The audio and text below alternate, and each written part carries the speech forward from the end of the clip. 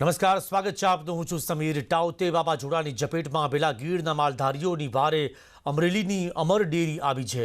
અમરેલી જિલ્લામાં અને ગીરના જંગલ વિસ્તારમાં આવેલા નેસડાઓના પશુઓ માટે અમર ડેરી દ્વારા પશુદાણનું વિનામૂલ્યે વિતરણ શરૂ કરવામાં આવ્યું.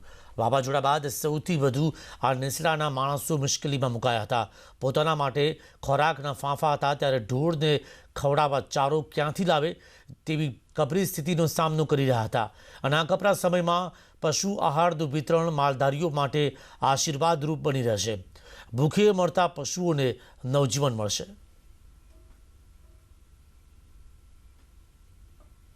પશુ ભૂખ્યા હોય એવા સમયમાં અમર ડેરી અને ઇફકોના માધ્યમથી અંદાજે 15 લાખ રૂપિયાની સહાયનું એક ખાનદાન સ્વરૂપે દરેક માલધારીને મળી રહે એ માટેનું એક આયોજન કરી અંદાજે 30 નેસડા અને 300 જેટલા જે જોબ કહેવાય ત્યાં સુધી પહોંચાડવા માટેની અમે પ્રયત્ન કરી અને એ કામગીરી આરંભી દીધી છે. ખાવા પીવાનું કાંઈ નહોતું રહ્યું, સામાન બધો પલળી ગયો, ખાણ બધું બધું કાંઈ ઊંઘાડ બધું ઉડાડ નાખ્યું. શું હોય માલને સારો નથી, ક્યાંય ઘાસ છે અને વનસ્પતિ 95% પડી ગઈ છે. માલ હાલે એમ નથી, હાલે તો ભરાઈ જાય, સિંહ મારી નાખે એવી સ્થિતિ છે. ક્યાંય કેડી થાય એમ નથી, કારણ કે હાથે કપાય એવા લાકડા નથી, મૂળિયામાંથી ઉસકી ગયા છે. એટલે આ દાણ અટાણે બહુ ઉપયોગી થાય. પેટ્રોલ ડીઝલના વધતા ભાવની અસર ખેતી પર જોવા મળી રહી છે. માવઠા, ટાઉતે વાવાઝોડા અને પેટ્રોલ ડીઝલના ભાવ વધારાથી ખેડૂતોની કમર તૂટી. તેમાંય પેટ્રોલ ડીઝલના ભાવ વધારાથી યાંત્રિક ખેતી ખર્ચાળ બની છે. તેથી જ ખેડૂતો હવે યાંત્રિક ખેતી છોડીને પરંપરાગત બળદગાડાથી ખેતી કરવા તરફ વળ્યા છે. ધોરાજીમાં હાલ ચોમાસુ પાકના વાવેતરનો સમય છે. જો કે ખેડૂતો માટે ઘણો સમય કપરો રહ્યો. ગત વર્ષે લોકડાઉનમાં ખેડૂતોનો તૈયાર પાક પડ્યો રહ્યો અને યાર્ડ બંધ હોવાથી જણસ પણ વેચી શક્યા નહોતા. તો આ વર્ષે માવઠું અને બાદમાં ટાઉતે વાવાઝોડાથી ખેડૂતોનો તૈયાર પાક ઢળી પડ્યો હતો. આ નુકસાનીથી ખેડૂત હજુ બેઠા થયા નથી. ત્યાં પેટ્રોલ ડીઝલના ભાવ વધારાથી ખેડૂતોની દશા દયનીય બની છે અને એટલે જ ખેડૂતો હવે યાંત્રિક ખેતી બાજુ પર મૂકીને બળદથી ખેતી કરવા તરફ વળ્યા છે. ખેડૂતોનું કહેવું છે કે સાગર ખેડૂતોની જેમ ખેતી કરતા ખેડૂતોને પણ હવે ડીઝલ પેટ્રોલમાં સબસિડી આપવી જોઈએ. આ સરકાર કૂદકે ને ભૂચકે ડીઝલના ભાવ વધારતા જાય છે અને આ ખેતી યાંત્રિક ખેતી છે, ખેડૂતોને પરવડે એવું નથી. રાસાયણિક ખાતરોના ભાવ, રાસાયણિક દવાના ભાવ કૂદકે ને ભૂચકે વધે અને જે જણસના ભાવ છે એ આજે જ્યારે 2015માં જે ભાવ હતા એ જ ભાવ આજે 2021માં છે. પાટણના માર્કેટ યાર્ડમાં વિવિધ જણસની વિપુલ પ્રમાણમાં આવક નોંધાઈ છે. માર્કેટ યાર્ડમાં ખેડૂતોએ જણસીઓના ઢગ ખડક્યા, જેમાં ઘઉં, એરંડા, રાયડા અને વરિયાળીની વિપુલ આવક થઈ છે. માર્કેટ યાર્ડમાં ખેડૂતોને જણસના યોગ્ય ભાવ મળતા આવક પણ વધી. હાલમાં એરંડાની 2000 બોરી, ઘઉંની 1800થી વધુ બોરી અને વરિયાળીની 1500 બોરીની આવક થઈ. યોગ્ય ભાવ મળતા ખેડૂતો પણ ખુશ થયા.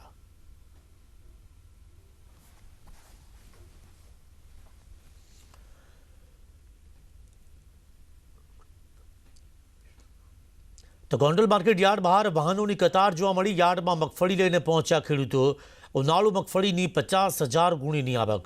સવારથી હાઈવે પર ખેડૂતોના વાહનોની કતાર જોવા મળી. 2 થી 3 કિલોમીટર સુધી લાંબી કતાર.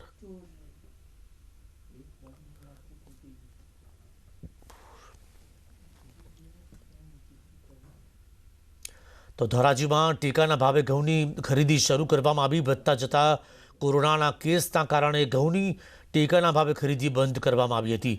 લાંબા સમય બાદ ઘઉંની ખરીદી શરૂ કરાતા ખેડૂતોમાં ખુશીનો માહોલ જોવા મળ્યો. ટેકાના ભાવે ખરીદી શરૂ કરાતા સરકારી ખરીદ કેન્દ્ર બહાર મોટી સંખ્યામાં ખેડૂતો ઉમટી પડ્યા. સાથે જ ખેડૂતોની માંગ છે કે સરકાર તાત્કાલિક ધોરણે નાણાં ચૂકવે, જેથી કરીને ચોમાસુ સિઝન માટે ખેડૂતો કામ શરૂ કરી શકે.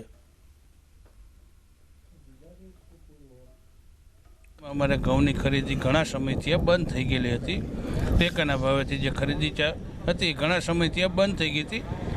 હવે આ પાછી ખરીદી ચાલુ થઈ છે તો અત્યારે ખેડૂતની અંદર એક ખુશીની લહેર ચાલુ થઈ ગઈ છે.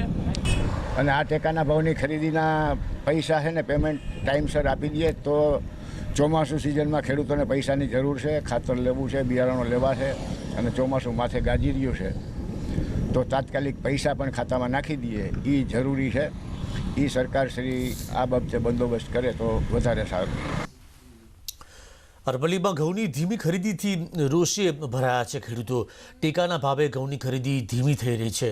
મોડાસા, ભિલોડા, મેઘરજ યાર્ડ બહાર કતાર જોવા મળી. ખેડૂતો જણસી લઈને યાર્ડની બહાર પહોંચ્યા તો અહીં લાંબી કતાર જોવા મળી. ખેડૂતોના ટ્રેક્ટરની લાંબી કતાર અને 5 દિવસથી તેઓ રાતના ઉજાગરા કરી રહ્યા છે. તો આ જે ટ્રેક્ટરની લાંબી લાઈન આપ જોઈ રહ્યા છો કે જે ખેડૂતો તેમનો જે પાક લઈને આવ્યા છે, જણસી લઈને આવ્યા છે, પરંતુ છેલ્લા 5 દિવસથી તેઓ રાત્રિ ઉજાગરા કરી રહ્યા છે. ટેકાના ભાવે ઘઉંની ખરીદી ખૂબ જ ધીમી ચાલી રહી છે અને આ જ ધીમી પ્રક્રિયાથી ખેડૂતો રોષે ભરાયા છે કે એવું તો શું છે કે ખરીદીની પ્રક્રિયા એ ધીમી ચાલી રહી છે. ખેડૂતો દૂરથી આવી રહ્યા છે અને જ્યાં નજર કરો ત્યાં ટ્રેક્ટર નજરે પડી રહ્યા છે અને રાતોના ઉજાગરા કરવાનો વારો ખેડૂતોને આવ્યો છે.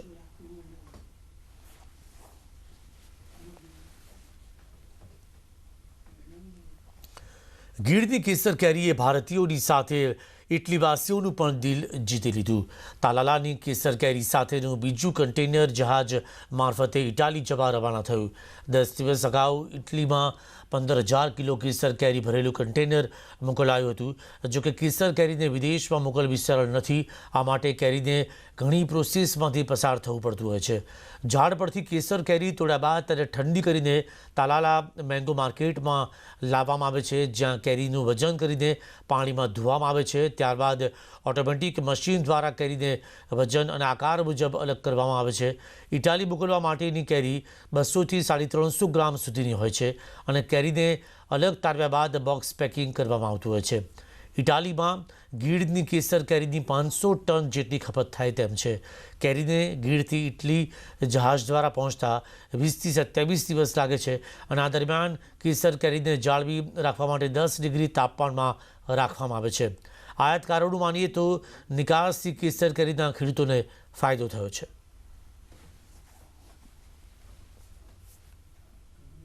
એક્સપોર્ટરો અને ખાસ કરીને તાલાળાના બાગાયત માટે સારા સમાચાર છે કે કેરી હવે બાય શિપ વિદેશમાં જવા માંડી. એની પ્રોસિજર, એની આખી જે કાંઈ ફોલોઅપ કરવાની હોય એ હાર્ડ છે. પણ સારા સમાચાર એ છે કે કેરીની કેસર કેરી શું છે તે આપણે જાણીએ એના કરતાં વિદેશના લોકો સારી એવી જાણવા માંડ્યા છે. વિદેશ મોકલવા માટે કરી અને ફાઇટો ઇન્સ્પેક્ટર અહીંયા ઓલરેડી એનું ઇન્સ્પેક્શન કરે છે કે જે તે બોક્સીસ હોય એમાંથી અમુક બોક્સનું સેમ્પલ લેવામાં આવે અને એ જોવામાં આવે કે કેરી યોગ્ય રીતે મોકલવાને લાયક છે કે નહીં. અહીંયા ઇન્સ્પેક્શન થયા પછી અહીંયાથી માલ એરપોર્ટે જાય, એરપોર્ટે પણ સેમ પ્રોसेस થાય છે. कि मेरी पूरी कोशिश होती है कि जिस हालत में पेड़ से टूटा है उसी हालत में ये वहाँ तक पहुँच जाए. ये हम लोग की कोशिश होती है और ये बता कर मेरे को बहुत खुशी हो रही है कि अभी पिछले हफ्ते ही हमारा एक कंटेनर पहुँचा है जो यहीं तलाला से भेजा गया था. वो इटली पहुँच गया है. इटली में हम लोग का एक राइपनिंग चैम्बर होता है, राइपनिंग चैम्बर में डाला गया है और बहुत अच्छा रिजल्ट आया है, बहुत सक्सेसफुल रिजल्ट आया है. તાઉતે વાવાઝોડામાં નુકસાન અંગે ગાંધીનગરમાં સીએમ અને ડેપ્યુટી સીએમની આગેવાનીમાં એક બેઠક મળી, જેમાં વાવાઝોડામાં અસરગ્રસ્તોને સહાય આપવાનો નિર્ણય કરાયો. કૃષિ વૈજ્ઞાનિકો સાથે પરામર્શ બાદ 33%થી વધુ નુકસાની હશે તો સહાય ચૂકવાશે. 33%થી ઓછા નુકસાનમાં સહાય નહીં અપાય. 8 ખાતા દીઠ 2 હેક્ટરની મર્યાદામાં સહાય આપવાનો નિર્ણય કરાયો છે.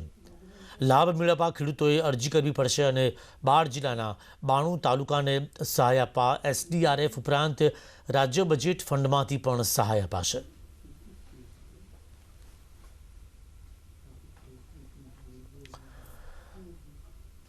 વલસાડ જિલ્લામાં તાઉતે વાવાઝોડાથી અસરગ્રસ્ત વિસ્તારોનું તાત્કાલિક સર્વે કરી નુકસાનીનું વળતર યુદ્ધના ધોરણે ચૂકવવામાં આવ્યું. જિલ્લામાં સર્વે માટેની ટીમો બનાવી સર્વેની કામગીરી હાથ ધરવામાં આવી, જે પૈકી 450થી વધુ લાભાર્થીઓને નુકસાનીનું વળતર ચૂકવવામાં આવ્યું. જિલ્લામાં વાવાઝોડાને કારણે નુકસાની પેટે ₹25 લાખથી વધુની સહાય અસરગ્રસ્ત પરિવારોના બેંકના એકાઉન્ટમાં જમા કરાવી દેવામાં આવી.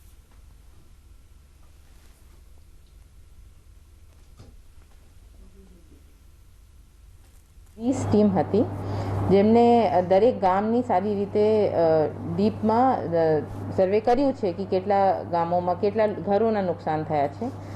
મેજરલી જો નુકસાન થયા છે આ મકાનના થયા છે, છપરા ઉડી ગયા છે કે થોડું બહુ કોઈ દિવાળના કશું થયું છે. તો જો એલિજિબલ લોકો આવે છે, એલિજિબલમાં 467 ટોટલ કાચા અને પાકા મકાનો મળીને ઘરોને તે દિવસે જ અમારા બધા સહાય ચૂકવી દીધી છે. વાવાઝોડાને કારણે વરસેલા વરસાદે પાટણ જિલ્લામાં બાજરી અને ઘાસચારાના પાકને ભારે નુકસાન પહોંચાડ્યું. જિલ્લામાં ઉનાળુ પાકમાં કુલ 1,53,000 હેક્ટર જમીનમાં ઘાસચારો, બાજરી, શાકભાજી સહિતના પાકોનું વાવેતર કરવામાં આવ્યું હતું. જોકે કમોસમી વરસાદ અને ભારે પવનના કારણે સંપૂર્ણ પાક નિષ્ફળ જવા પામ્યો. મોંઘવારીમાં દીવા કરીને ખેતી કરનાર ખેડૂતોને કમોસમી વરસાદને કારણે રૂવાનો વારો આવ્યો છે.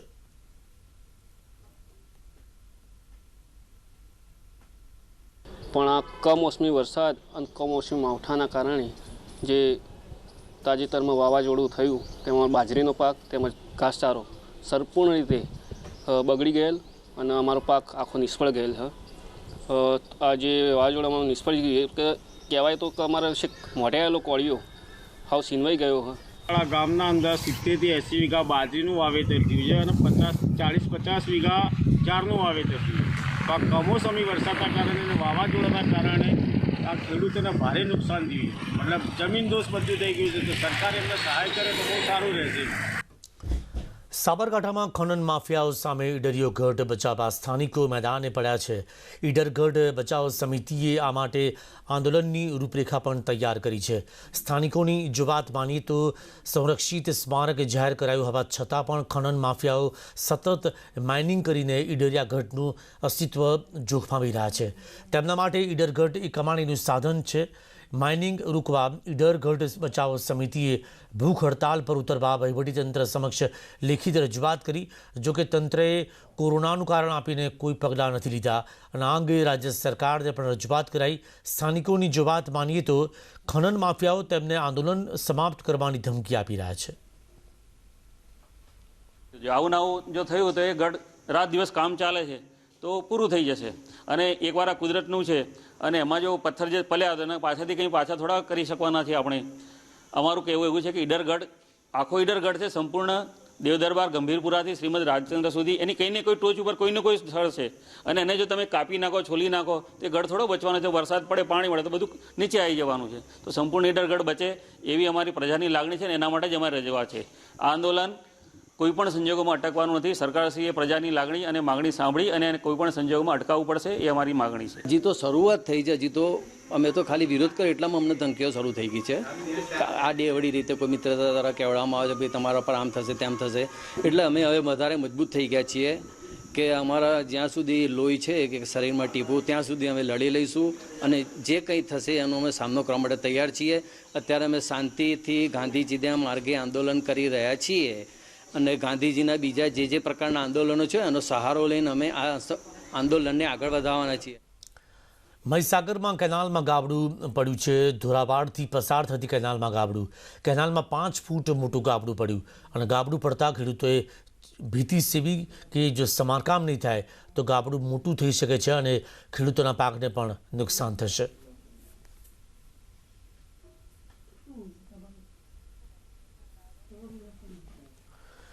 અમદાવાદમાં એટીએમમાંથી 14 લાખની ચોરી. નારોલના મોતીપુરા ગામ પાસેની આ ઘટના છે કે જ્યાં એક્સિસ બેંકના એટીએમમાં ચોરી થઈ. ગેસ કટરથી એટીએમ તોડી 14 લાખની ચોરી કરવામાં આવી. આરોપીઓ ફરાર થયા છે. સીસીટીવીમાં કેદ થયા છે 5 તસ્કરો કે જેમણે એટીએમમાંથી ચોરી કરી.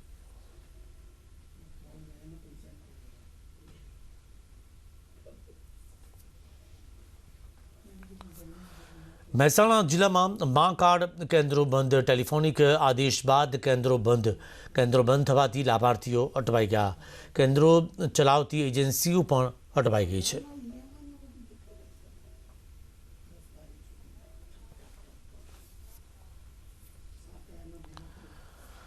Welcome back. અમદાવાદ સ્કૂલ બોર્ડના શિક્ષકોની માંગ. કોવિડ ડ્યુટીથી મુક્તિની માંગ કરવામાં આવી છે. એએમસી સ્કૂલ બોર્ડના શિક્ષક મંડળની માંગ. કોરોનાના કેસીસ ઘટ્યા અને કામથી મુક્તિ નહીં. કોરોના કાળમાં સતત જુદા જુદા કામો કર્યા. કોવિડ હોસ્પિટલ હેલ્પ ડેસ્ક પર કામગીરી કરી. કોરોના કાળમાં ડોર ટુ ડોર સર્વેનું કામ કર્યું. રસીકરણ સેન્ટર પર ડેટા એન્ટ્રીનું કામ. પ્રતિદિન મહેતાણાની પણ જાહેરાત કરી હતી અને મંડળ એકવાર ચૂકવણી બાદ ચૂકવણી નથી થઈ તો 3 કરોડ શિક્ષકોને રૂપિયા ચૂકવવાના બાકી છે તેવું મંડળ દ્વારા તેમણે જણાવ્યું.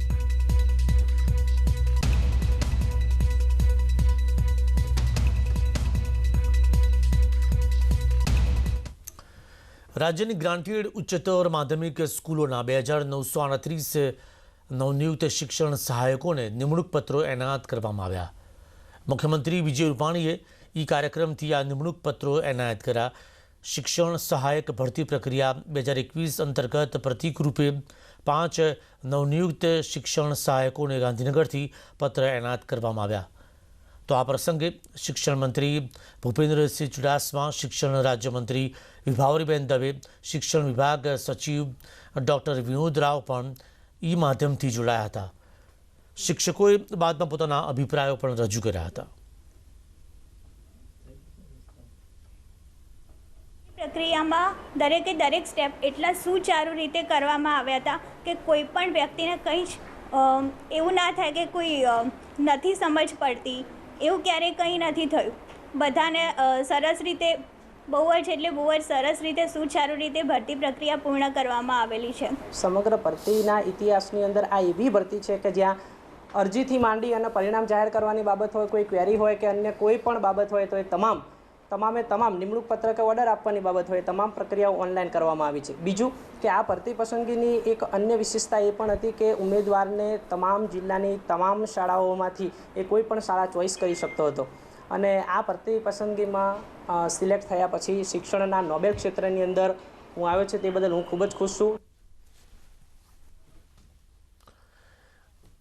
અન્ય સમાચાર તરફ આગળ વધીએ તો પશુપાલકો અને ડેરી અંગે નિવેદન આપ્યા બાદ પેટાનો ભારે વિરોધ થઈ રહ્યો છે. GCMMF પ્રમુખે પેટાને જવાબ આપ્યો.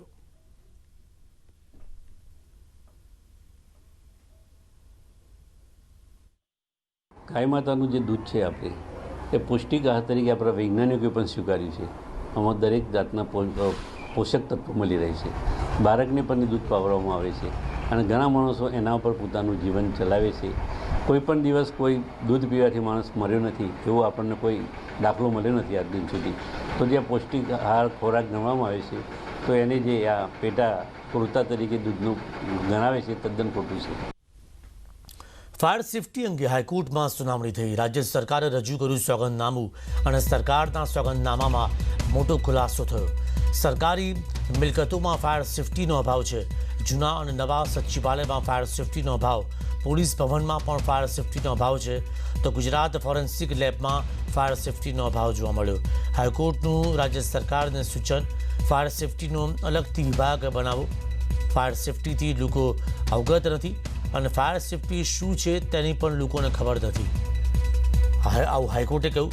હાઈકોર્ટે એમ પણ કહ્યું કે ફાયર સેફટી અંગે લોકોમાં જાગૃતિ આવે તે જરૂરી છે. લોકોમાં જાગૃતિ લાવો અને બિલ્ડિંગ યુઝ પરમિશન વગર હોસ્પિટલ કેવી રીતે ચાલી શકે. હાઈકોર્ટે રાજ્ય સરકાર પર લાલા કરી અને સરકાર પાસે બીયુ ફાયર અને ફાયરની માહિતી નથી અને ટેક્સની વસૂલાતના ડેટા પણ છે તો ફાયર સેફટી માટે એકમોને સીલ મારો કરો છો પણ કાર્યવાહી એક પણ કરવામાં નથી આવતી. તો સીલ કરવા પાછળનું કારણ શું છે, સીલ કરવાનો અર્થ શું છે તે અંગે હાઈકોર્ટે જવાબ માંગ્યો. સીલ મારવાનો મતલબ શું છે તેવું હાઈકોર્ટે કહ્યું.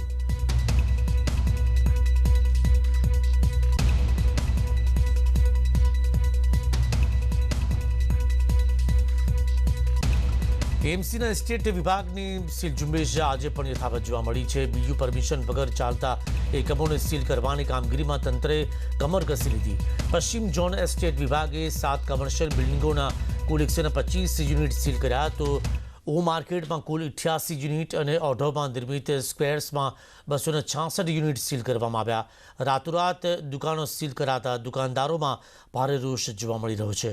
વેપારીઓનું કહેવું છે કે 1997થી તેમની પાસેથી ટેક્સ બરાબર સમયે ઉઘરાવવામાં આવતો હોય છે તો શું તે વખતે એમસીને ખબર નહોતી કે બીયુ પરમિશન નથી?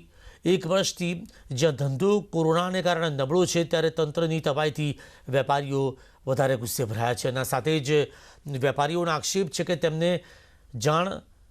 અજાણમાં રાખીને રાતોરાત આ કામગીરી કરવામાં આવી. મોટા બિલ્ડર્સને નજરઅંદાજ કરી એમસી નાના વેપારીઓને નિશાન બનાવી રહી છે. કોર્પોરેશનની આ બેકામી કામગીરી વેપારીઓના પરિવારજનોને રઝળતા કરી નાખશે તેવું તેમણે કહ્યું.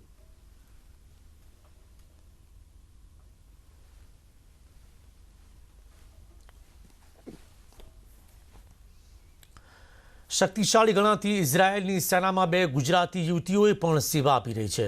મૂળ જૂનાગઢના માણાબદરના કોઠડી ગામનો પરિવાર 30 વર્ષ પહેલાં ઇઝરાયેલના તેલ અવીવમાં સ્થાયી થયો હતો. કોઠડીના જીવાભાઈ મુળિયાસિયા ઇઝરાયેલમાં કરિયાણાનો વ્યવસાય કરે છે. તેમની પુત્રી નિશા મુળિયાસિયા હાલ ઇઝરાયેલ આર્મીના કોમ્યુનિકેશન વિભાગમાં સૈનિક તરીકે ફરજ બજાવે છે અને સાથે જ તે ફ્રન્ટલાઇન યુનિટ હેડ તરીકે પણ કાર્યરત છે. તો તેમની ભત્રીજી રિયા મુળિયાસિયાએ પણ હાલમાં જ કમાન્ડો ટ્રેનિંગ પણ પૂરી કરી અને ટૂંક સમયમાં તેને પણ પોસ્ટિંગ મળશે.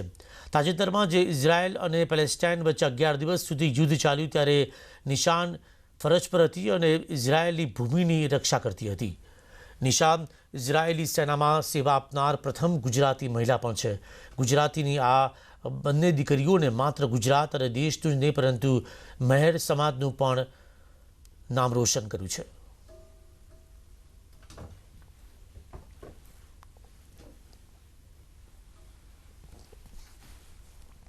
કોરોના કાળમાં કોરોનાની રસી કોઈ સંજીવનીથી કમ નથી. કોરોનાથી બચવા આ સૂચક અને સૌથી કારગર ઉપાય છે.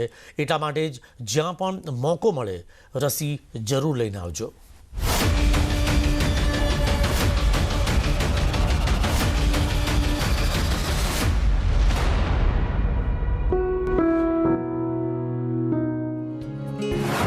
कोरोना को मात देगा टीकाकरण.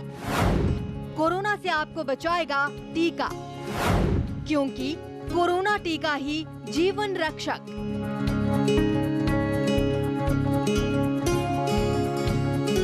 कोरोना महामारी की दूसरी लहर ने लोगों को टीके की अहमियत अच्छे से समझा दी है. अब हर 18 साल से ऊपर आयु का शख्स देशव्यापी कोरोना टीकाकरण अभियान में अपनी भागीदारी जिम्मेदारी से निभा रहा है. साथ ही दूसरे लोगों को भी प्रेरित कर रहा है. आज मेरा वैक्सीनेशन का फर्स्ट डोज था और मैं आप सब लोग को ये मैसेज देना चाहूँगा कि अपना प्लीज़ वैक्सीनेशन कराएं. उत्तर प्रदेश में मुरादाबाद के जिला अस्पताल में क्रिकेटर पीयूष चावला अपने भाई प्रतीक चावला के साथ पहुंचे थे. कोरोना टीका के लिए उन्होंने बाकायदा पहले रजिस्ट्रेशन कराया और फिर अपनी बारी आने पर टीका लगवाया. इस दौरान पीयूष चावला ने अपने दिवंगत पिता प्रमोद चावला का अनुभव बताते हुए लोगों से टीके के साथ कोरोना गाइडलाइंस का पालन करने की भी अपील की. मेरे पिताजी को भी हुआ और बहुत चल बसे, तो मैं नहीं चाहता कि ऐसा दुखदायक किसी के साथ हो. तो उसके लिए बहुत ज़रूरी है आप अपना वैक्सीनेशन का स्लॉट बुक करें और जितने भी नियम सारे बनाए हैं और जितने ज़रूरी हैं वो आप प्लीज़ फॉलो करें. कोरोना टीका पूरी तरह से सुरक्षित और कोरोना के खिलाफ प्रतिरोधक क्षमता बढ़ाने वाला है. इसका व्यक्ति की कार्य क्षमता या कार्य कुशलता पर किसी प्रकार का कोई दुष्प्रभाव नहीं पड़ता. गलत और भ्रामक जानकारी की बजाय जीवन रक्षक कोरोना टीका अपनाएं और अपना जीवन बचाएं. Bureau report, news 18 network.